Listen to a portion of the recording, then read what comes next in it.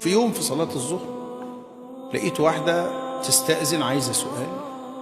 قالوا لها طب بعد الإقامة، بتبكي بكاء شديد، ودايما في جامع عمرو بتبقى جنائز كثيرة في صلاة الظهر. قلت لهم طب قولوا لها بعد الجنازة. قالت الموضوع متعلق بالجنازة. اتفضلي. ايه الحكاية؟ الست بينها وبين زوجها شوية خصومة كانت عند أهلها، فاتصل بيها قال لها عفى الله عما سلف وارجعي البيت وخلاص عشان عيالنا ونربي عيالنا.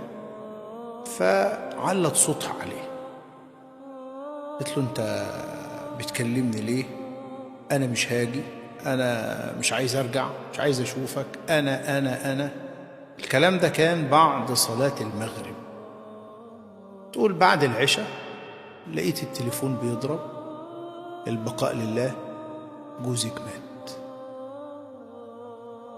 البقاء لله جوزك مات. الست جاية منهارة، أنا السبب في موته؟